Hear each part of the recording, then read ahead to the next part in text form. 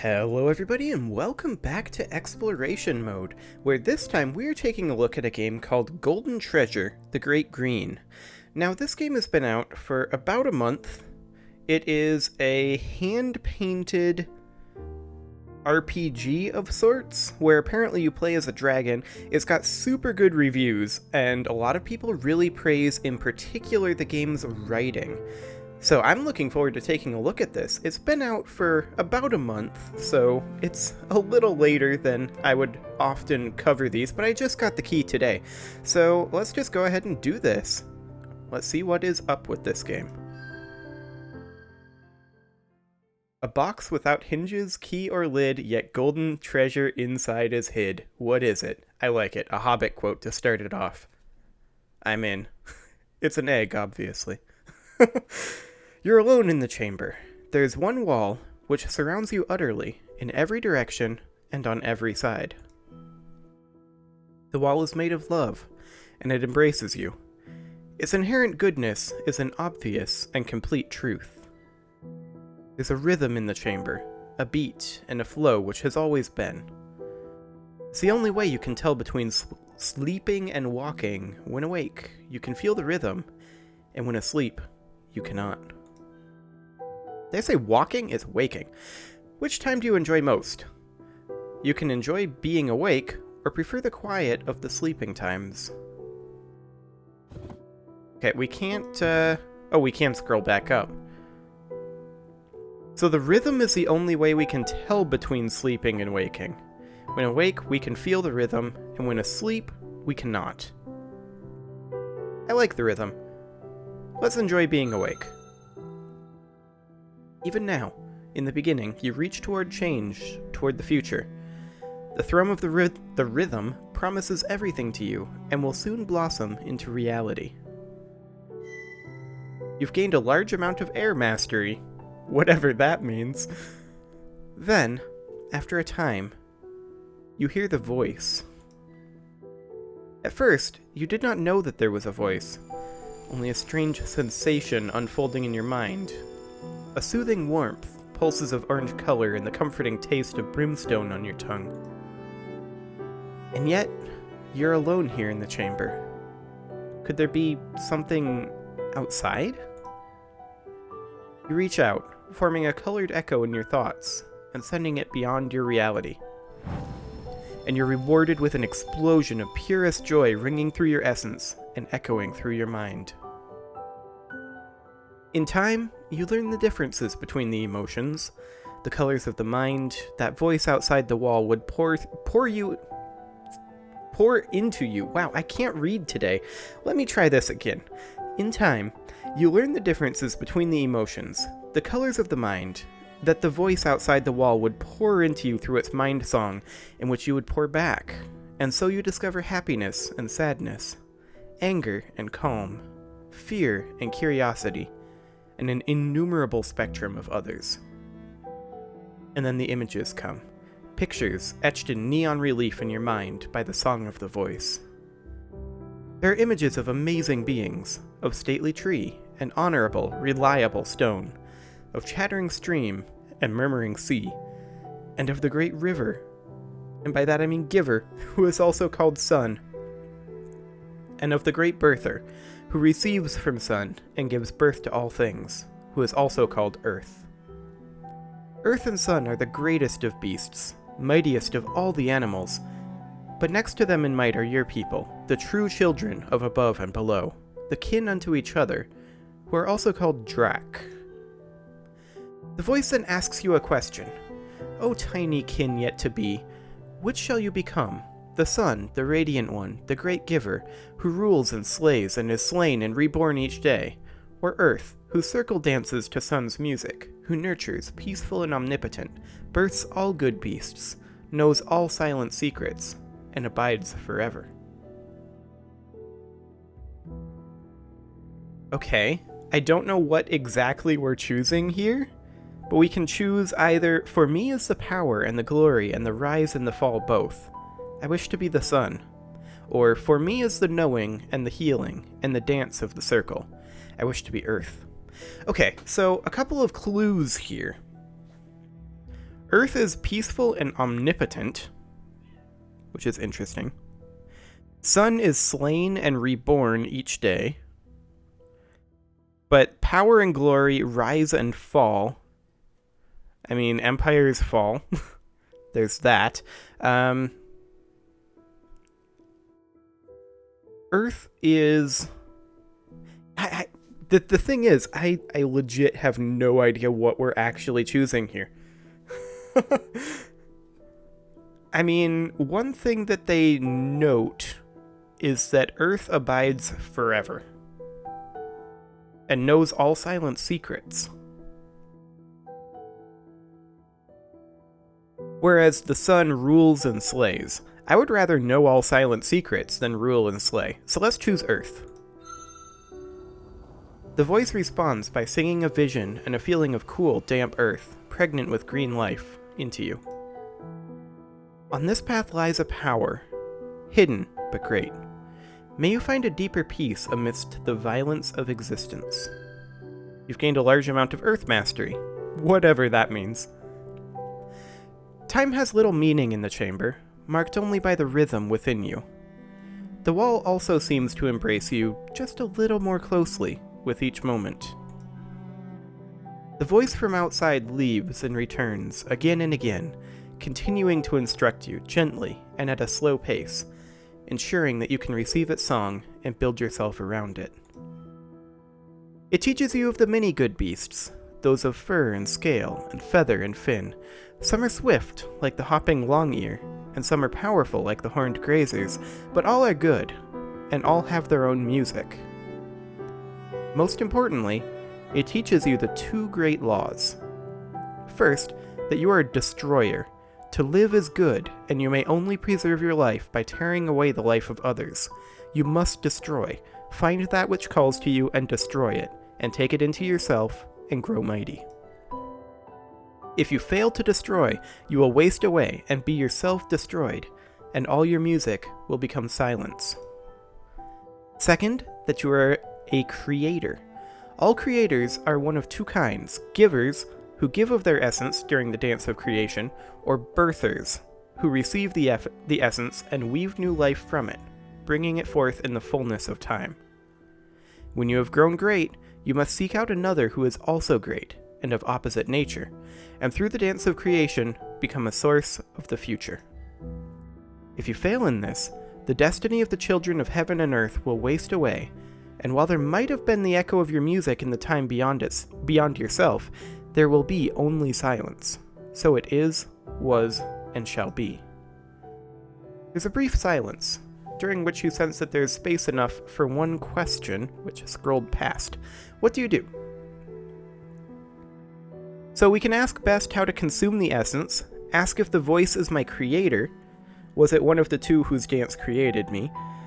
I ask how to do the dance of creation. I ask whether it is possible to live without destroying others, or quietly consider these deep within myself and seek no answers from the voice. Well, a lot of this seems pretty obvious. How to consume the essence of others. If it's not explicitly eating them, then it's a similar concept.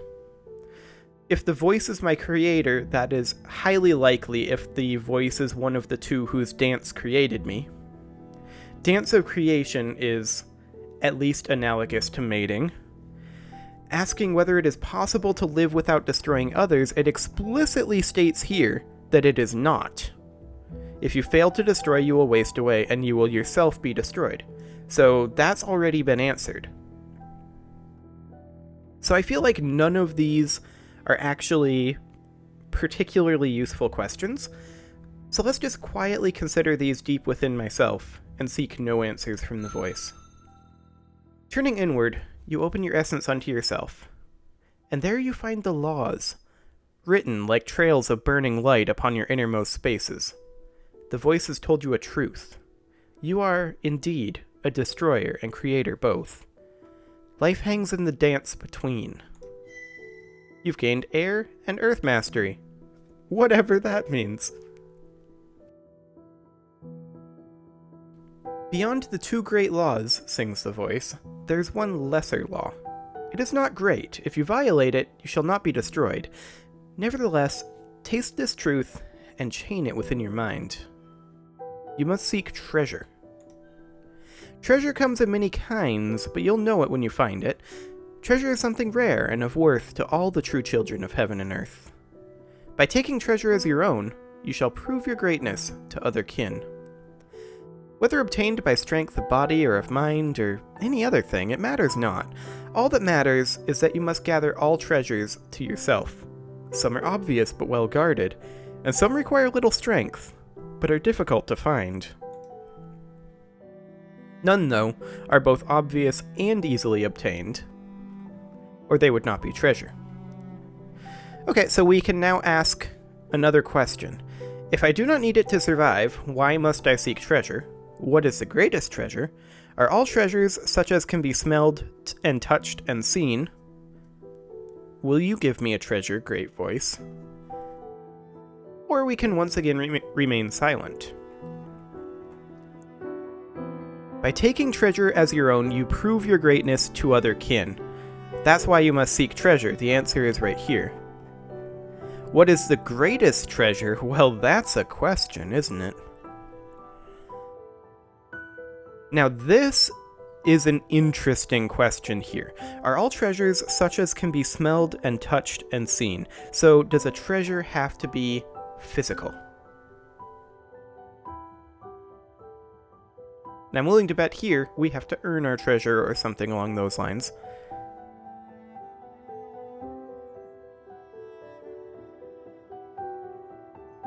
So yeah, do treasures have to be physical, or can you have immaterial treasures? Let's go with that. No. While all kin value that which is rare and beautiful and can be sensed, some few count other things among their treasures, things such as rare truths and ways of being, or knowledge of true songs which destroy and create in strange ways, but not all kin agree as to their worth. If you can, you must seek to build a golden trove, a vast gathering of glittering treasure, which none could deny. Hunt not the unknown. That path is less sure. However, you sense that there are indeed things less known, which some may find to be very, very great treasure. Okay, air, earth, water mastery. Yay! Whatever that does. The voice's song grows softer. Now I leave you, my kin, and my creation. You may never hear my song again, nor I yours. I've imparted the two great laws, as is my duty. You are a destroyer, and you are a creator, and these truths are woven into you like warmth into blessed flame. If you ceased to be a destroyer or creator, you would no longer be kin. And you know of the lesser law, the seeking and taking of treasure. Though you may survive and be well fed and strong of body, if you have no treasure, you will never be called great among the kin. You will never know the pleasure of the dance of creation, and your creator self will languish in a frigid void. All other laws are false. These alone bind us.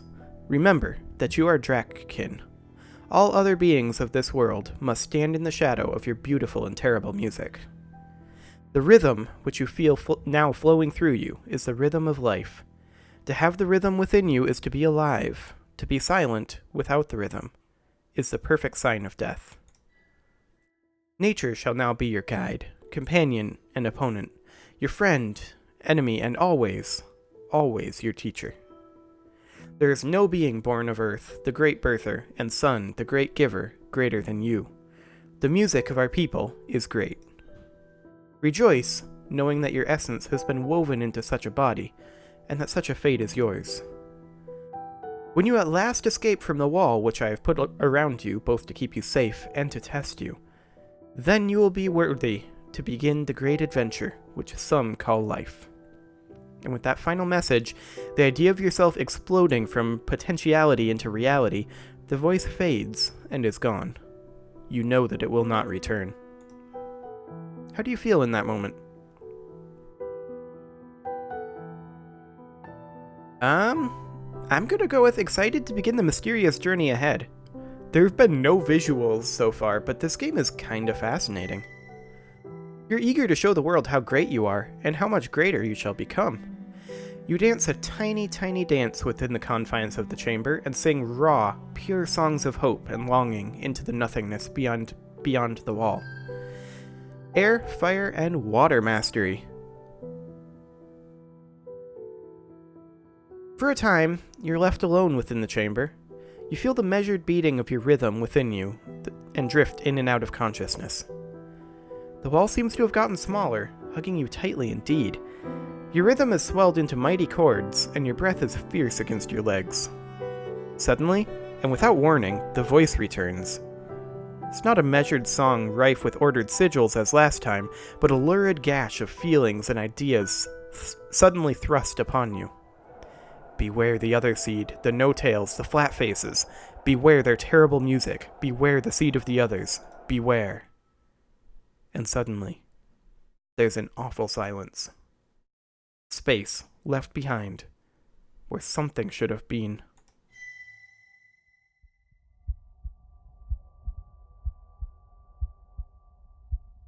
No other voices enter your mind. A few times, you think you may be receiving a song, but it always proves to be simply yourself, echoing tiny hopes, fears, and dreams. Meanwhile, the wall, which is made of love, and which has always embraced you, is squeezing you very tightly. Its love, once so pure and benign, has become toxic. You're pressed so mercilessly you can barely breathe, and to make matters worse, you feel a horrible emptiness, a draining within your core. You must do something. So it looks like this is fire mastery or water mastery, I'm gonna guess. We haven't gotten much fire mastery so far. Let's be still and silent, breathe, and wait. The wall loves you, and knows what is best for you, and yet you go weaker and less comfortable with each passing moment. At the last, you are so confined that you cannot even breathe. The wall is going to love you into destruction. Panic sets in, overwhelming your mind, enslaving your actions to your most basic self. You thrash and struggle and gasp, and for the first time, you know true, complete, and utter fear. But at last, through your fear and your mad dance, you cause a breaking of everything that you have ever known. It falls, agonizingly slowly, to pieces, the wall cracking and crunching as it simultaneously fails and succeeds in its true mission. You hear not only with your mind, but with your ears, and see, not only with your mind, but with your true eyes. Covered in the ruins of the wall, you emerge out of potential existence and into life. Earth and water mastery, whatever those do.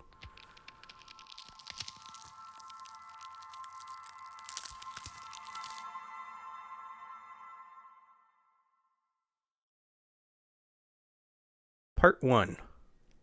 Happy those early days, when on some gilded cloud or flower my gazing soul would dwell an hour, and in those weaker glories spy some shadows of eternity.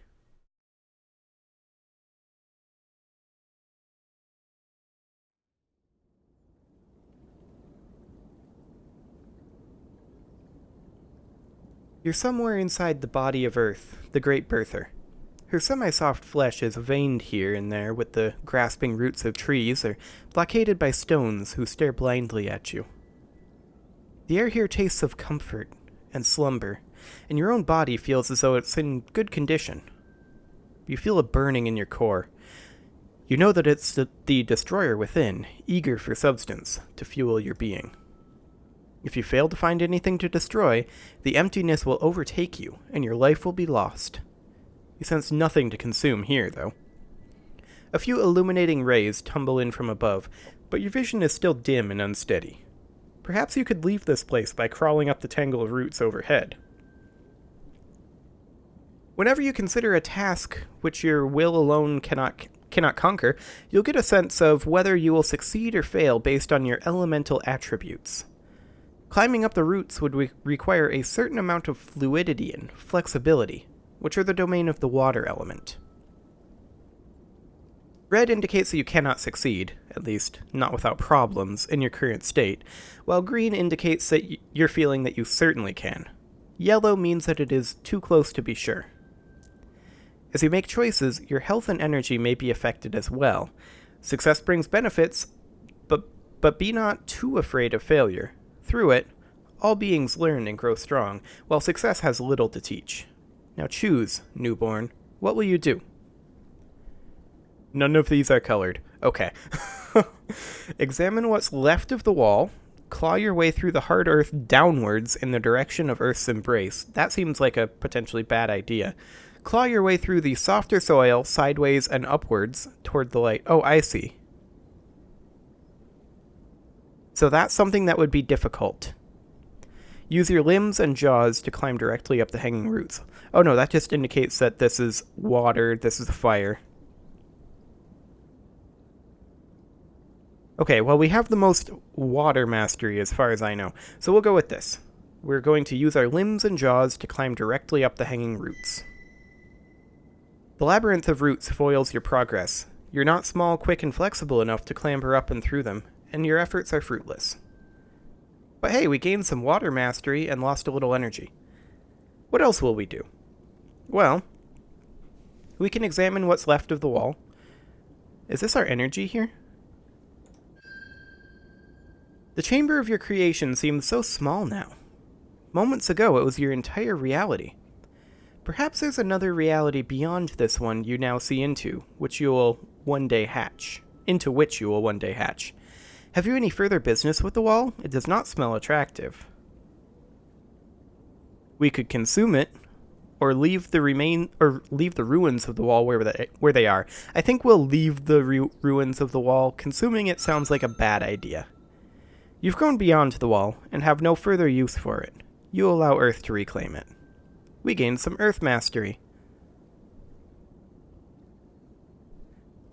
Oh, is it the icon on the orb that shows how difficult it is? Well, let's try clawing towards the light. The Great Mother's flesh does not readily yield to your weak limbs, still fresh from creation. The shaft you dig out collapses twice, forcing you to begin again, but finally, you emerge. You've lost a little energy.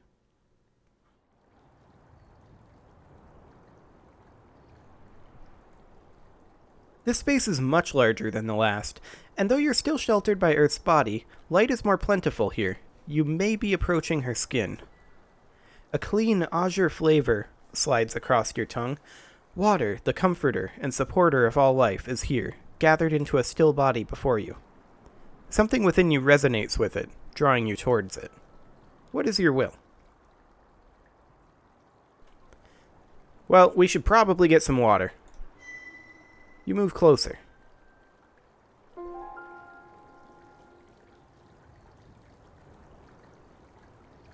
And for the first time, you see yourself.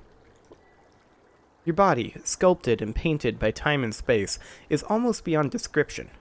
Your armor shines subtly with Earth's rich hues, like the promise of precious things buried deep.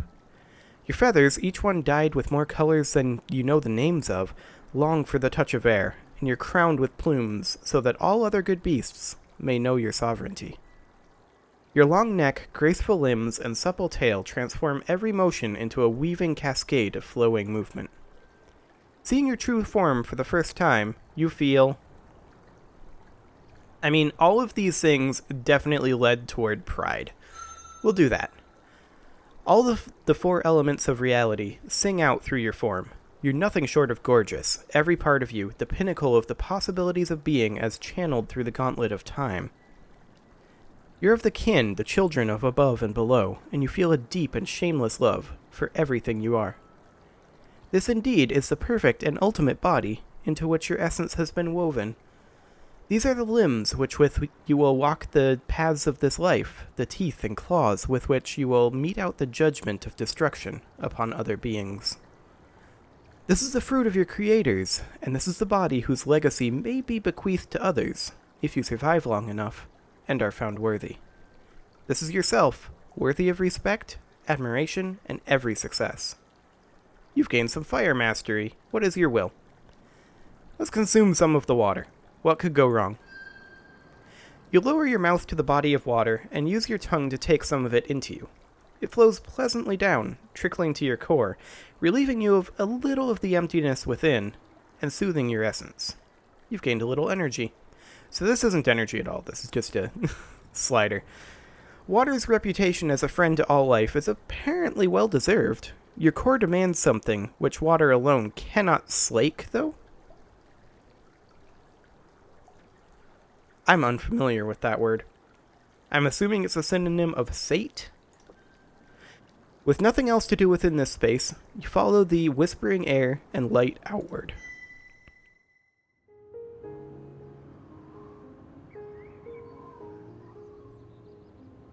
Now that you have emerged from the Great Mother's flesh, you can see her more completely, and her power and beauty are beyond your wildest hope. The trees are her feathers, and the mountains her spine. Her breath is the wind, and her essence flows in streams, rivers, and the distant sea. Above you, Sun, the great giver, shines his own endless essence down upon earth.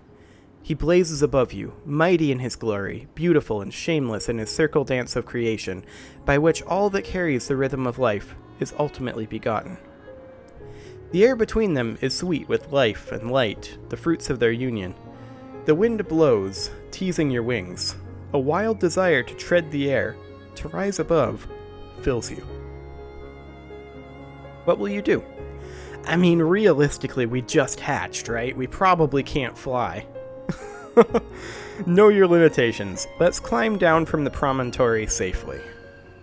One day, you know deep in your core, you will travel the unbounded paths above, but your wings are too small yet to bear you aloft. Wisely, you accept that some things come only with time, and arrive at the base of the cliff unhurt. Earth and water mastery. Okay.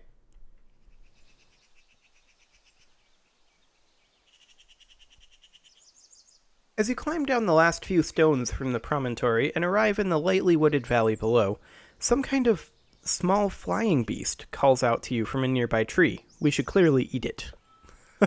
It stands out against its surroundings in bold black and white. It is a white-black, one of a people known for their cleverness, ruthlessness, and fondness for shiny objects. It laughs at you, and mocks you with a denigrating song. The mighty Drakkin once ruled over all things. Now they dare not even use their wings.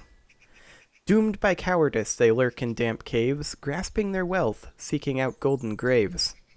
Nice. Of this land you may become sovereign lord, but be not too proud of your great shining hoard. While my people grow mighty in number and fame, of your weak, broken tribe, few indeed yet remain. You've learned more about the way of the White Blacks. How will you respond? So, we could attempt to get it to divulge a secret. We could attack it, which I don't think that's what we want to do. I don't really want to reply with a mockery song either, although, I don't know. Is that green or is that yellow? My colorblindness has a hard time telling that sometimes. We'll attempt to get it to divulge a secret. You express your deep admiration of its beauty, noting the subtle blue shimmers within its dark feathers and the pearl-like shine of its lighter parts.